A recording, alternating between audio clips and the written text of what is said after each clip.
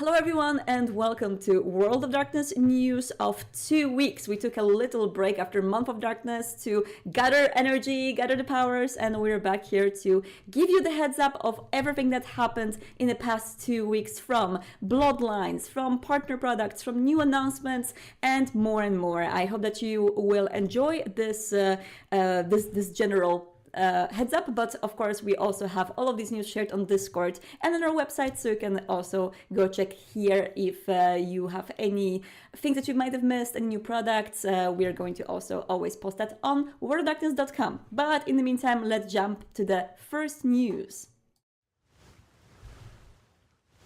And that is, of course, possibly the biggest news of the past 2 weeks, which are the clan announcements for Vampire the Masquerade Bloodlines 2 from the Chinese room. The two first clans announced, Brujah and Tremere, are making it into Bloodlines 2 with not only like short reveal snippets, a very short sort of a snippet videos of preview of the abilities and what you will be able to do as a certain clan, as well as the fashion look on a female model of Fire. So you can check this out on the site. You can also check them out in a bigger resolution on Bloodlines 2 website. Now, just to make sure for everyone who is looking forward to for that fashion, every clan is capable of getting all of the outfits, so you are not locked to a particular outfit. When you pick a clan, you are able to get more outfits in the game, but these are the flag outfits which TCR decided to show for these particular clans.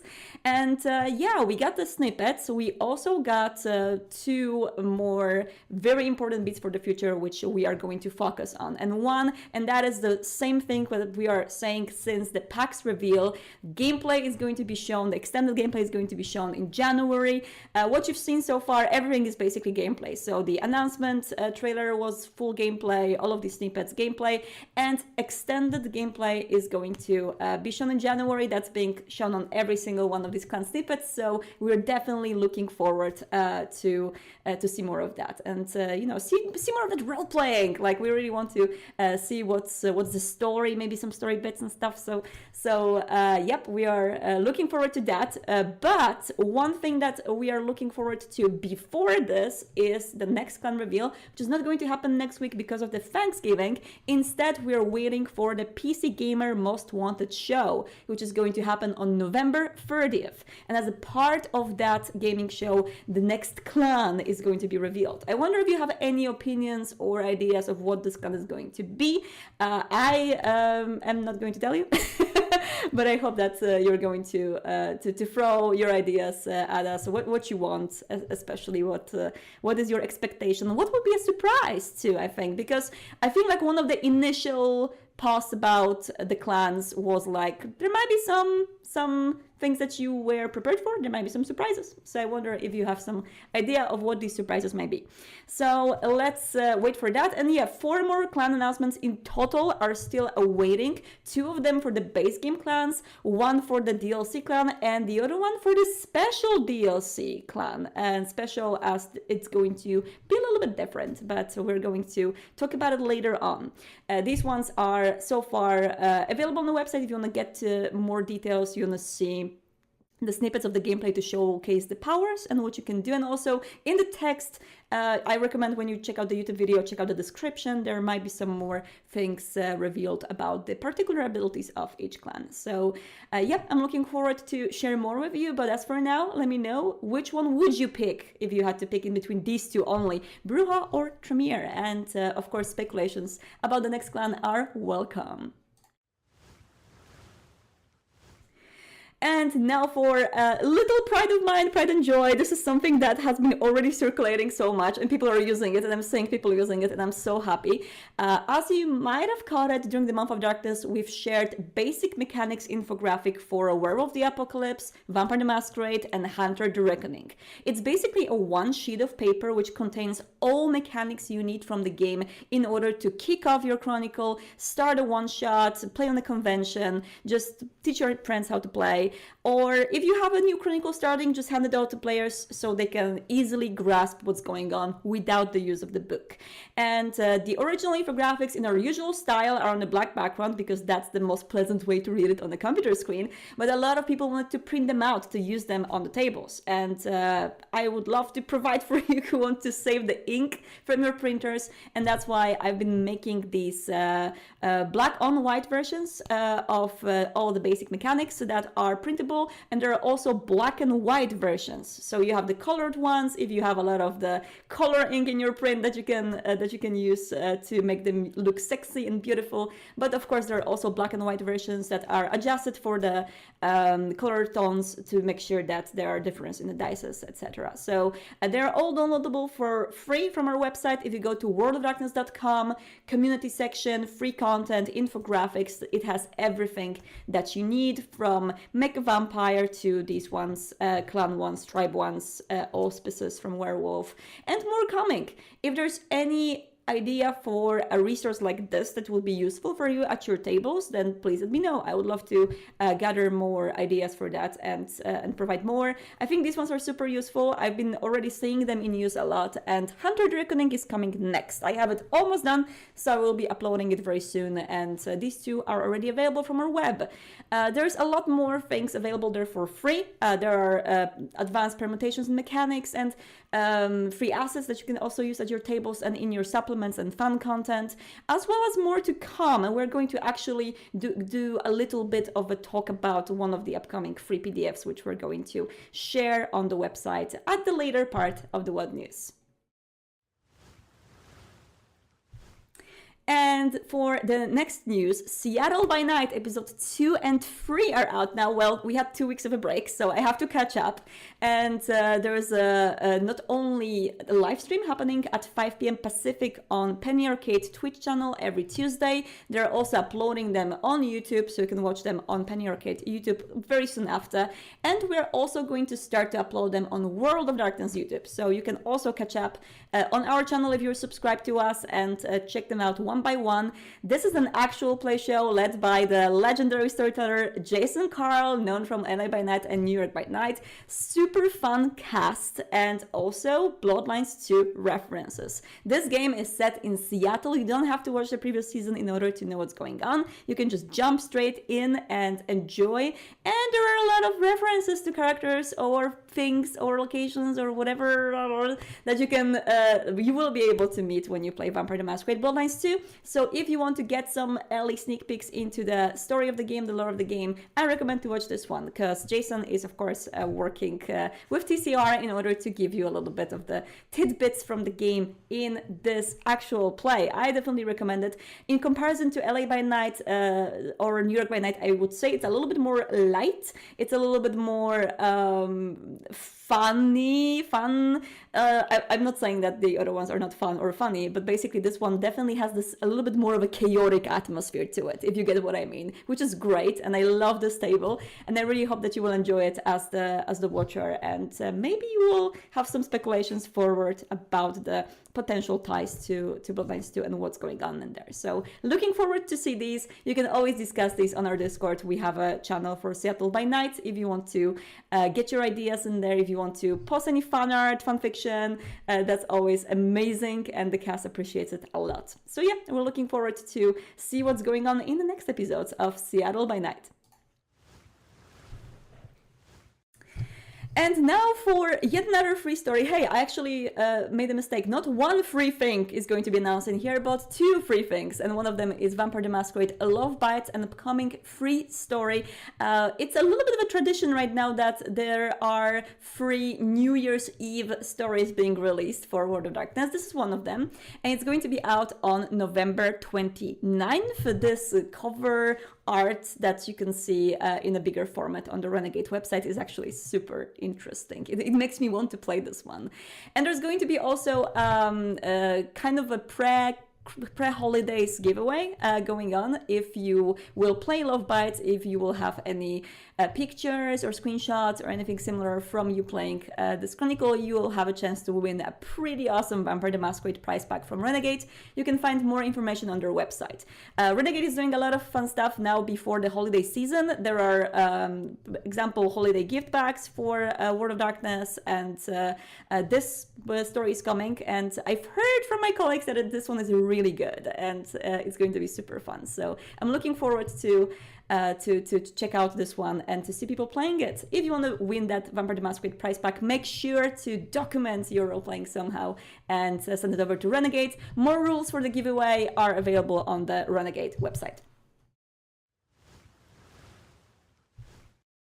And now for more news from Bloodlines 2. This is actually something that sums up the previous dev diaries in a video format, with devs actually talking in person about the development of the game, going deeper into the behind the scenes, especially if you are interested in how games are being made, in what kind of creative choices are being made, and how they're working tool-wise, and what they're using in order to make Bloodlines 2 happen, basically. These are really fascinating. I am biased from a game developer perspective. Like, I sit in this very curiously, and I love reading how other people do stuff like this, do games. And in this dev diary, basically, not only the previous dev diaries are being summed up and discussed on camera, but also what wonderful community manager for Bloodlines 2 on the product side, Fiona, and Josh, of course, from the TCR side. They work together in order to get some questions from the community, specifically about the dev diaries. So you won't get any questions about things which weren't yet covered in the dev diaries, but the questions about things that are so far mentioned in the dev diaries, the art direction, how things are being made, what is the approach to concept art, and why some decisions were made in order to make the design of the game the way how it looks. That's being covered so far, and with the next dev diaries, you will be also able to send the questions regarding these particular topics in order to dwell a little bit more into how this game is being made and the team behind it. I feel like it's very much eye-opening in a lot of ways into how game development looks, and I'm very happy that this team is just, you know, sharing everything from the behind the scenes in this way. I hope that you will like more content being released. I know that we kind of like made you a little bit of a, hey, wait for the more gameplay in January, and maybe it made a lot of people think that there's not going to be anything in between PAX and January, but there's a lot of things being rolled out. But I hope you like these snippets. I hope that you enjoy them, and they will give you in general a better picture of what this game is and what this game is about. So yeah, more to come, definitely way more to come in order for you to get more of that content. And just as a reminder for our previous Bloodlines 2 news coverage on this show, remember about the next upcoming dates. November 30th is the showcase of the next Playable clan on the PC Gamer Most Wanted show, and then in January you have the extended gameplay that we're all very much waiting for. And let's go to next news. And this is about Blood-Stained Love, the new upcoming Vampire the Masquerade book, which we've covered already. We talked about what this book is about, a book about how love and romance, and I always say romance as like in the wrong way, I know this. But it's also, it's very hard to fix that into the proper pronunciation. But it's about love and the topic of love used in the Vampire the Masquerade stories. So not only as players experiencing that themselves as the characters, but also about the other characters having some dramas going on, having relationships going on, and more to that. So a lot of plug and play things in this book, which you can use in your chronicles, depending on how deep they want to go on the topic, with a lot of calibration, with a lot of, some troops are good for that, some may be a little bit uncomfortable with some topics. So this book covers that in a great length. Now, there was something that happened last week. There was a big discussion because of the last week's previews and this week's previews as well, which are kind of the continuation of the same chapter. And this is about the previews that concern the topic of bleed in roleplay. What is bleed? If you are not familiar with this term, don't worry, I was also there. I also thought that this might be about vampires actually bleeding and some topic of blood. Maybe some people are fragile to the topic of blood in roleplay. Like that was me a few years ago. I can give you a little bit of a backstory because I feel like this might be good for the reference in order to understand this topic a little bit better if you're not familiar with it. So a few years ago, I had a really great pleasure of joining a role-playing group online, and that was an English-speaking community. I am not an English speaker, so I learned a lot of English with them, and they taught me the concept of bleed, and they told me what it means. And in that close-knitted small community of my friends and, you know, people around me, bleed was only ever used in a very negative way. They never used this word to describe anything positive. It was always something that we didn't want in the roleplay. It was always something that we didn't like. Bleed was described as basically in you know, among my friend group as something that happens when, for example, someone is angry at another person in character and then they move it out of roleplay and they are angry at the person. Or when someone is breaking, like they don't know where the game stops and where it starts. If you were mean to someone in the game, they think that you were mean to them for real. Or, for example, you were flirtatious towards someone in the game and they thought that you were flirtatious towards them for real. So like this kind of a breaking boundaries. We always considered that, you know, something very negative in that group. And it was always, you know, back in the days, my pride and joy that I do not bleed, you know, like this is something I don't do. Now, because of, you know, my work and the fact that I had a great privilege of meet like so many role players around the world, playing at the local stores, you know, at physical tables, at conventions, LARPs, I had a little bit of a shock moment in a lot of ways when I heard how people in a lot of communities speak about bleed. You know, the word I was taught is actually a taboo, you know, you shouldn't speak that. And what they said and actual things I've heard when I've met a lot of people around the world were things like, oh, how was your bleed? Was it good? I was like, excuse me, what are you talking about? Or, oh, I love that game. You know, back in the days we played this Vampire the Masquerade game is set in this particular setting, and the bleed was amazing. And I didn't understand what they mean. Like, what are they about? So I started digging, I started reading. I basically went to the source, which is the original meaning of the word and what it means, and reading articles about it, reading research. There's a lot of really awesome content about this online if you want to do your own digging. And I realized that maybe I was wrong, maybe I was taught wrong, maybe this is not actually what the word means.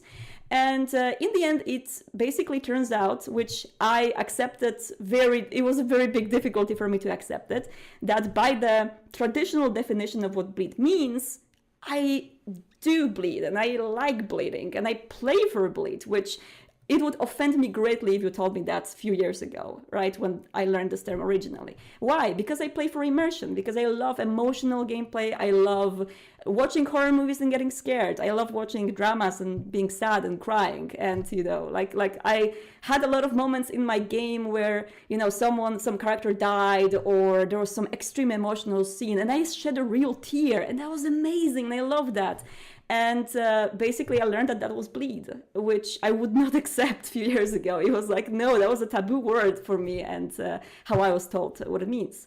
So with that in mind, you know, Bloodstained Love preview came out, and it turned out that a lot of people maybe had the same kind of experiences as I did and basically were taught in a similar way, because a lot of people were asking, hey, when you are saying you encourage bleed in roleplay, or that bleed can be fun and bleed can be great, do you mean like breaking boundaries, right? And it seems like a lot of people came from the same perspective as I did to this. So basically, we had a conversation, of course, about this, and I talked to the designer of this book, which is a great person and a great role player and a designer. And I told him my perspective and, you know, how this works in some communities and how some communities see that. And it was great. Like I'm very happy that I work with people who hear that and they're not like, this is not what the word means, but more like, this is sort of how words evolve. And in many communities, words evolve into a particular ways that they may mean something different, or people may associate the word negatively because of some way. And that's why I think it's actually awesome that there's going to be an additional resource being made for this book, and not only specifically for this book, but because of this book and because of the conversation, a resource which will help all of the World of Darkness games, and I think role-playing in general going forward, to teach people on how to do this safely. Where is the barrier in which immersion, how I used to call it, like immersion or catharsis, stops, and where actual harm begins, and where you have to put a boundary. So there's going to be a resource like this released together with this book. It's going to be completely free, available on the website, and everyone will be able to check it out, no matter whether you want to play Bloodstained Love source book and check it out, or you just want to play basic Vampire the Masquerade or any other system. So yeah, that resource is going to be made because of this discussion. So I'm actually really happy that it happened. I feel like it was very educational in a lot of ways, and it made me feel like, hey, we come from very different role-playing backgrounds, and in some of them, some words are being used in a different way. And it was a very, very cool learning experience. So yeah, I'm looking forward to know a little bit more about your experience with this word, whether this is more widespread or less. I saw a lot of conversations around that, and yeah, if you wanna chime in, and if you wanna just talk about it from the perspective of someone who never used this word but had some immersive expressions in your roleplay in which you really felt emotional and you really felt some catharsis or something. I just today I went on Reddit and I read some really cool stories about that, and now I know that, hey, that's bleed, which I wouldn't be able to accept a few years ago. So it's a good discussion. I'm happy that this PDF is being made. I am always in for more safety tools. A lot of people should memorize that safety tools are just super important at your tables, especially when you talk the topic of love or in-character flirting and sex. Like, that's extremely important to do it consensually, and this book touches upon that a lot. I was just checking out how many times consent and safety was mentioned in this book today, and it's all over the place. So I hope that you will like it once it releases, and I hope that this resource which we're sharing is going to have some good use and is going to lead into more safer play. I will check out more of your opinions in the comments if you are on YouTube right now, and people on Twitch, and address them later if we are going to do a little bit of a discussion about this, because I think it's a super interesting topic. And in the meantime, I'm going to go call Hadi and talk to her about some community-made content, because I think we're done with the news part for this week. Let's check out if Hadi is there. Hello. I'm here. It's good to see you. How you doing? Good. Great. I am just sorry. I was just very engrossed in your talk about bleed. It was very good. It's very interesting. I feel like we come from a similar background on this, right? Did you also have like a similar... Oh yeah. Yeah. Oh yeah. Yeah, we had a very same, like what is the word, epiphany about it. Yeah. At the same time. Yeah, I feel like, I don't know, I was trying to quantify this somehow, being from the community and trying to maybe think whether that's more popular in LARPs or more popular in, but I honestly, like, I have no conclusions, because it seems like all over the place. It's like two different like interpretations, or even more interpretations than two. I think the conclusion that I took away from it is, of course, a lot of changing opinions on my end at the very least. But my opinion on it is that safety tools are the most important thing. Session zeros are the most important thing, and everyone needs aftercare. Yes, exactly. And I feel like everyone agrees on that. And suddenly it becomes a completely different discussion when you say immersion is great in roleplay and immersion is amazing, but you always need to calibrate to ensure that everyone is. And that changes the so I'm happy this is being taught about, because this may teach more people about the safety in play and make sure that more people safely. But in the meantime, let's go into the awesome board of the things that we have in here. Apparently, I'm very quiet. I'm going a little bit louder. 1, 2, 3. Yeah, you're a little quiet on my end. Yeah. Okay. What about now? Is it better? Yeah, you're better. Okay. Let's go to the first one from Sedated Princess. I read that. Very good. I was gonna let you do it. So this board, by the way, is sort of just a lot of stuff that we weren't able to show during the Month of Darkness. So it's just sort of a hodgepodge. My first ever LARP starts now, introducing Buffy Sterling. Most of the makeup came from my friends over at Stickers and Stars. And I love this. I would love to LARP as a Nosferatu, get in full makeup. I could never do it myself, but I would. It's a dream. absolutely love that. I feel like the dress and the whole outfit is just beautiful. And this reminds me of a character that I really wanted to play back in the days. I like really wanted to play this kind of a old school Cleopatra sort of Nosferatu who always dresses in pearls and like vintage like Coco Chanel and, and only has like a very repulsive face, but that doesn't matter. No, Sedated Princess did amazing with this cosplay here. Yes, it's beautiful. I love this. And this is actually by Night Studios and a first ever LARP. So I believe it's from Darkness Emergent. I believe so, yes. I would love to see more pics from that. I haven't actually heard the stories from that one yet. I need to dig for more. All right, and now Unliving Hive from Polyamorous Pleb. Yeah, I guess we do actually have a lot of Nosferatu on here, but one of my favorite abilities that I've noticed my players rarely take, if they have the opportunity to, is Unliving Hive, just because it can be a little, off-putting, right, to have an unliving hive living inside of your body. But I love it. It's one of my favorite powers. It's the very first thing I'll take if I play a Nosferatu at some point in my life. Yeah, this is amazing. And also, I just like... I have to say it's a little bit of a disgusting image. But also I have like if it's bees, then bees are actually amazing and we should love bees. So I am not going to be negative about it. Honeybees, but honeybees, exactly. Like they're cute, they're amazing, and they literally save humanity. So we should give them more love, even if it's love for us. I don't know if these are bees, so I think there may be bees because they're yellow. I guess, yeah. I was thinking it could be moths. I'm not really sure. Okay, moths I like. I'm into moths. Moths are great. I think they're super cute. I love this. All right, and we have a drinking. No, I actually had something to say. I did have an NPC use Unliving Hive in a game that takes place in South Carolina. And in South Carolina, in a lot of places, they have flying cockroaches. And so they had flying cockroaches living in their face. No. And I enjoyed that very much. No. No. No. Sorry, I just remembered just now. As someone who had to unfortunately live with cockroaches at some point in my life, I just never ever again. I just don't want to see a What if they flew? What? What if they had wings? Just no. Just no. And lived in the palm trees. Maybe if they had wings, that would be actually less scary than them scuttling around and just like being hidden somewhere in your. Just no. Never. Anyway, Bart Harvick drinking Finny. I just read that. Check it out. That's me doing those titles. I apologize. Oh, sorry. Wow, that is metallic-y. That's like drinking a battery. Really gets you in the feelings, doesn't it? Wow, that is metallic-y. That's like drinking a battery. Really gets you. This is how drinking a Finnblood who has like a Tanner Corporation has to eat magnets. Yeah.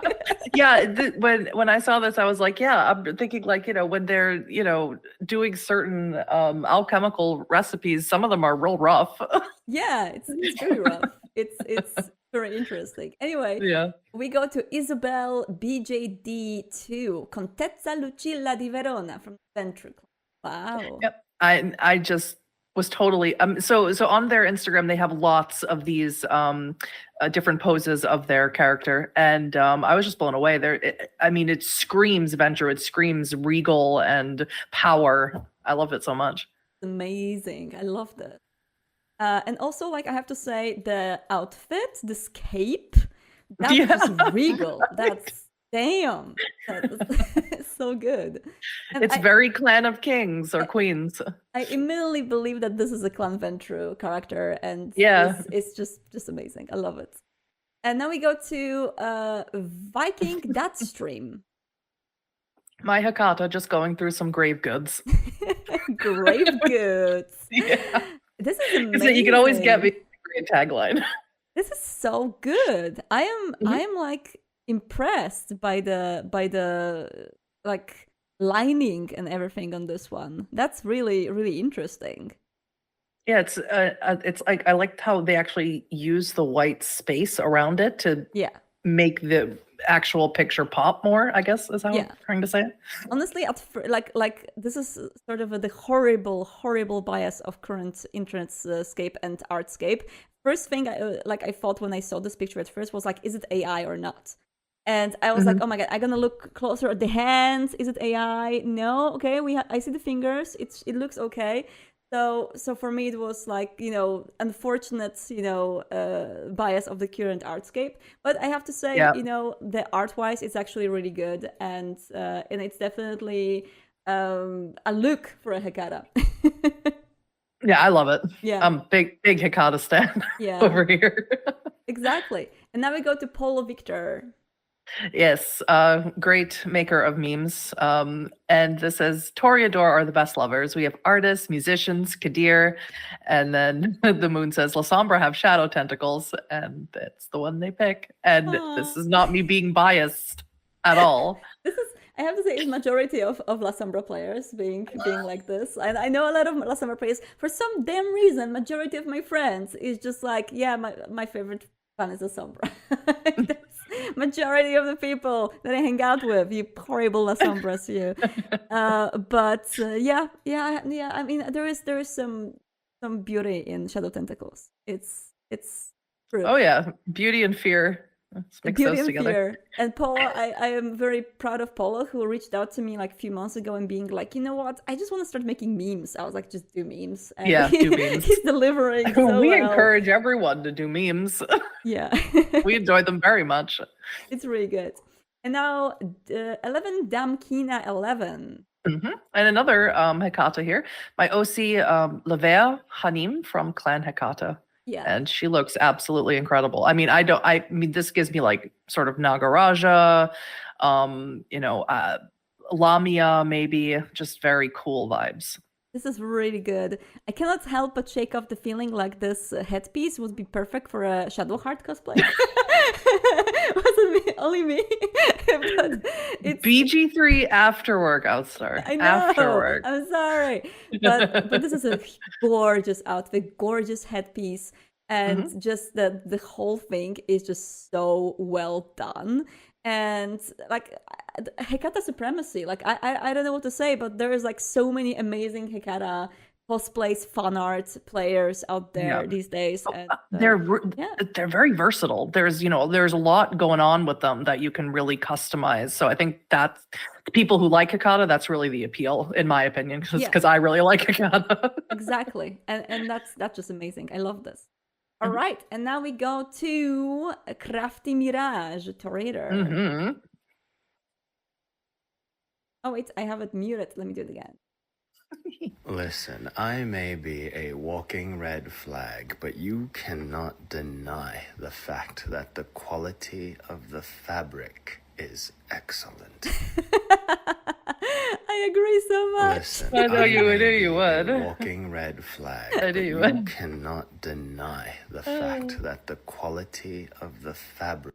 Yes, I agree. This is amazing. I think it's highly recommend following them on TikTok. They make posts like this all the time. Always good stuff. Yes. And now we have Anna Gadfly with the concept art for the next character. Oh, which they hope they'll play soon. Nosferatu named Maeve, who really likes to collect the collars of quote unquote missing pets, which I was like, ooh, very, very good. You know, that's the farmer predator type. This is also like one of the moments when I saw it first, I was like, because of the quality of the rendering, because when like one thing that unfortunately tips your head nowadays when it comes to is it AI or not is when something on the miniature has a very good like basically color gradations of the shadows and lights, and you know, very, very strong, nice lights on particular features of the faces. That's one thing that tips my head to check out whether this is AI or not. But one thing that AI cannot do, and amazing artists like Anna Gadfly can, is do good different shots of a single same head. You know, that's something that a lot of artists have problems with, you know, to basically paint the same character from multiple different perspectives and still maintain the character and still maintain the bone structure and everything. And these two... Usually I do a little research to make sure that it's not. Yeah, just I know. So you know. I know. If this next, if I had posted both pictures, this next one would have been their works in progress. Yeah, of course. It's just like, it's very hard, like even for artists these days to tell. But this one, I think it's a great example of what you can do when you have a great artist who can say, you commission them to make the character for you, and they can basically capture your character from various different sites. It's not easy, and Anna just nailed it. It's beautiful. And See, you come from it from such an artistic point of view, the way that you speak about it, and for me, it's so bad. And for me, I'm like, oh my god, look at that thong! Hello, Christina Aguilera, 2003. oh my goodness, I would do the same though. Like, this is amazing. And yeah, this is like dirty face, which is like where I come from. Arguably the best Christina Aguilera face, I have to say. It's like the best time. I love that. But album. I know putting these things up here will get the actual art talk out of you, which is the most important thing, obviously. No, like both is amazing. But one thing we have to, like, I'm not sure if you had the same moment, because now this is in my head. When Christina Aguilera did the dirty thing, later on she did Fighter, which for me was like, we have goth in pop culture. We have goth in pop, because it was so dark, so vampire, so World of Darkness. Yeah. Like the video clip was so gothic. Pre-Queen of the Damned. Yeah, it was good stuff. So for me, that was a good phase of being a goth kid, playing Bloodlines and being like, I wanna goth in my pop culture. More goth in my pop culture. Exactly. And now we have Lady Eve with Cendrillon Tzimisce, the Blood Queen. Tzimisce, the Blood Queen. Now, I always recommend checking out Lady Eve. They do absolutely incredible cosplay work all the time. They are so photogenic, and so into all their characters. And this one, there's so many of them. It's hard to pick, but this is the one I went with, and it's so good. This is really, really awesome. I love the fangs that look so realistic. You wouldn't say they are not real. Yeah. And we have the the headpiece is basically like holding a heart. Yes, it is. That is so dark. I love this. Oh my god. Oh, that's lovely. That's lovely. I love the red.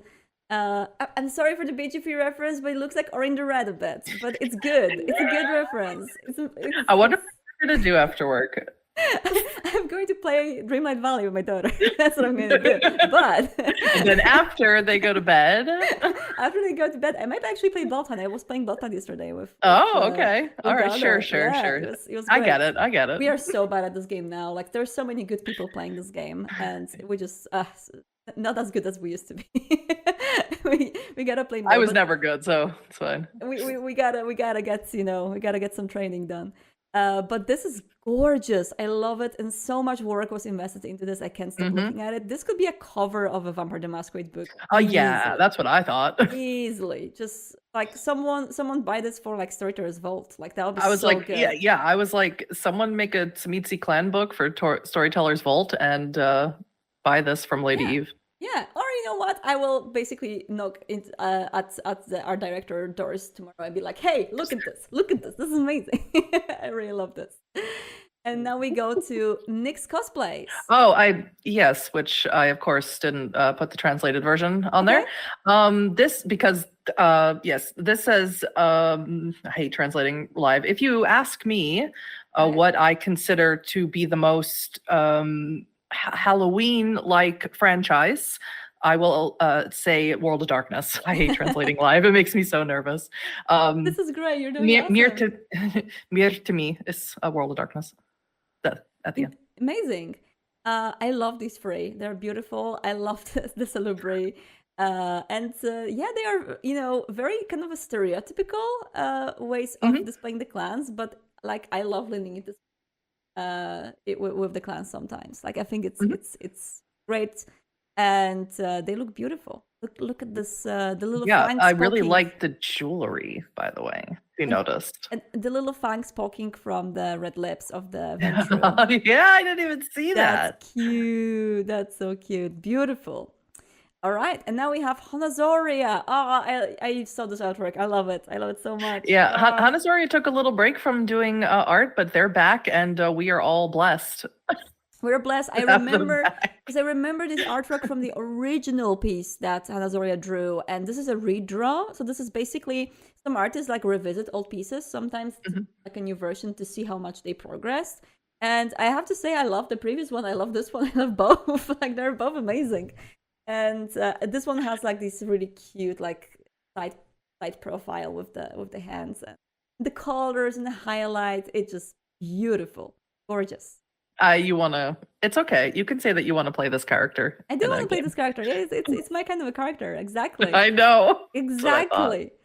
And this is also my type of character, by the way, Yeah. from Saint Narcisse, I think. Yep. Prompt Crimson Tears. Wow. Yep, this is for a different contest, I believe. Not Inktober. I think it's some sort of I can't remember right now. A vampire prompt list. Vampire Tober. No, I think it's for November. But November. yeah. Vamvember, something like that. But yeah, this is one of the prompts, and I just love this so much. I don't know what the squiggles are for, but it adds so much to it. I think it's supposed to represent like the tears going everywhere.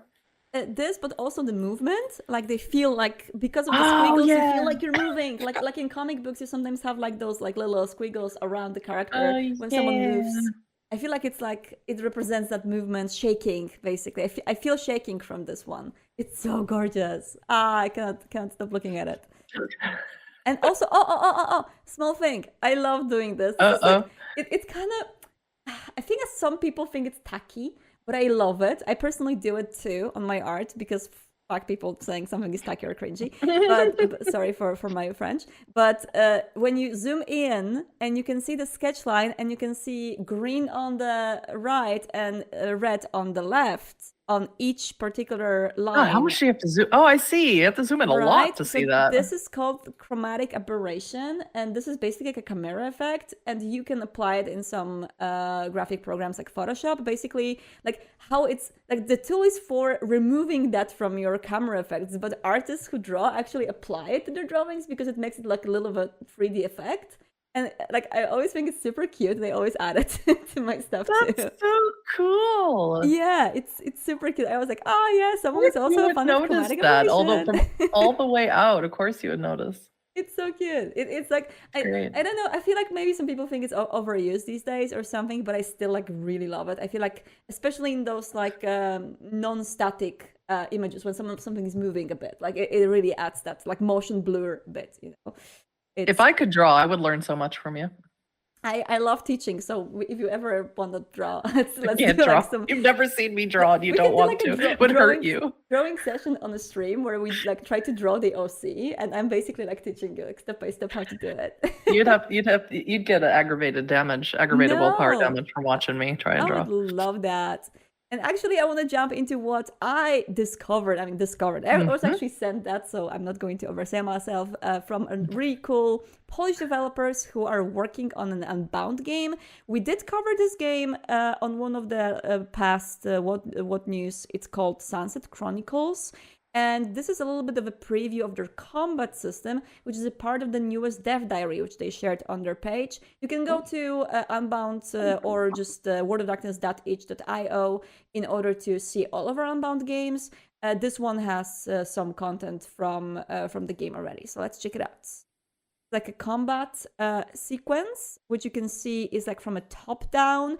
You have the turn base on the very top. You have a grid base, like turn based movement. You have abilities to choose in the bottom left. A camera that you can move. So this is a very much like like partially classic isometric RPG, like isometric fight, but also with the grid. And it gives me a little bit of a vibes of Transistor. I'm not sure if anyone played that game. It's amazing, by the way, from Supergiant. And it feels a little bit like Transistor, maybe because of the art style. So yeah, strategic turn by turn.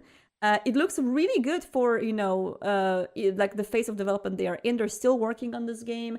The build is still being made, but they're doing some really good progress. What do you think? It's really cool. Yeah. So I have to watch it in my other window because. Yes. Oh no, I stopped it. But anyway, you can check it out. I actually have it open on my other tabs. I'm going to just do it. It's called Sunset Chronicles, Sin City Blues, and this is the dev diary, which you can check out on. Super cute and has more information about the game. You can also join their Discord in order to learn more. These devs seem to be super proactive, and they do a lot of they have a lot of posts in here about their games. So I definitely recommend to check it out. Right? That's so good. Yeah, I'm I so remember happy. playing that for the game jam last year. It was awesome. Yes. So more is being done, and in the meantime, let's go to LA by night, Seattle by night, New York by night, starting with Eva. Eva. I'm always like Eve. Because of the name Eve, I always called Eva's Eva. No. Which is the worst, I know. That's how you would say it more in Polish, right? It would be Eva. No, it would actually be Eva. Eva. That's the Well, thing, then why because- say Eva? Yeah, because I know we're default to Polish, because I always think Polish is, you should, yeah. Anyway, let's check it out. I love you. And this is to remember me, okay? There's nothing on that. No one should try and take it from you or notice it for any. I mean, it means something to me, but there's no magic, nothing. Okay, it's just a ring for you. Okay. You better come back. Yeah. I don't want to have to come look for you. Don't. They all need you right now, okay? I promise. It's okay.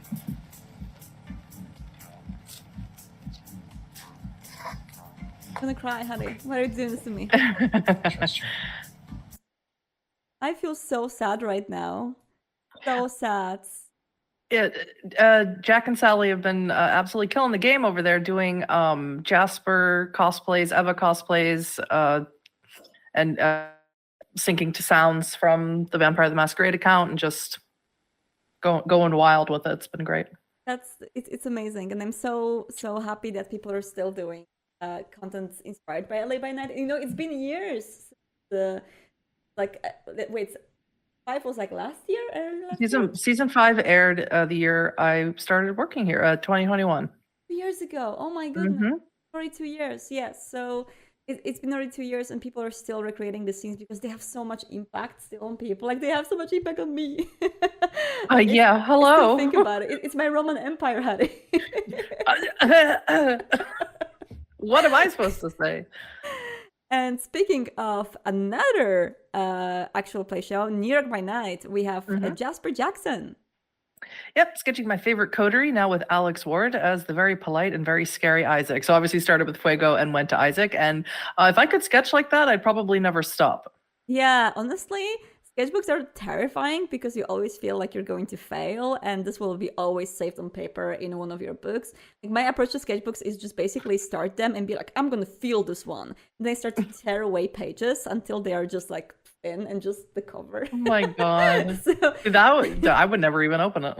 I feel so, I have so much respect for people who keep sketchbooks and do awesome stuff like this. Look how Isaac is wrapped by a Tzimitzi symbol. Isn't this amazing? Well, yeah. And Fuego is a fire, obviously, because of the name. It's amazing. Yes, it's so good. And I know that people are actually sketching them while watching often. So that's also super cool. And now, look at this baby. It's Annabelle. Yeah.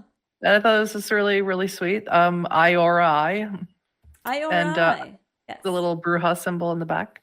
I feel like, the Brujah symbol is great, and I haven't seen this baby in a long time. Like, I feel like I'm reconnecting with an old friend. This is really cute, and I love the pattern with the Brujah sign and the little, like, delicate squigglies around, because, Annabelle definitely has a delicate side to her. So, so that's super cute. Speaking of a delicate side, or the lack of it. This is from Tayart on Tumblr, and if you wanted Holy Communion, all you had to do was ask. And this is, of course, Adrian Claremont from season 5 of LA by Night, and this is right after he gets chomped on by unnamed character. In case you haven't seen it, this is the line he says. Yes, I love how many fans this character has. Oh boy. I feel tempted to check out Archive of Our Own. Oh boy. Oh boy. Archive of Our Own, or just look for edits on TikTok. There's a lot. Oh my goodness. Okay, I'll go down this rabbit hole today and check it out, because I'm interested. I love the little green around the eyes and the light. It just the rendering here is so beautiful. Gorgeous. Gorgeous. Thank you so much, Thank Hadi, you.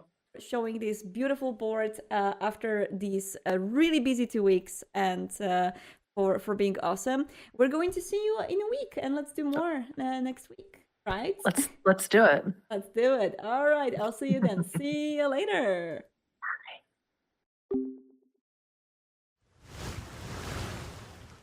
And that will be all for the news part of our stream. But if you are watching us live, wait for a little Q&A in the end, where we are usually having more of an open talk. If you want to know more, or if you haven't caught every of the news I shared in here, you can always visit us on our website, on our Discord. We share these updates there as well. In the meantime, do not get lost in the night, and I will see you later. Bye.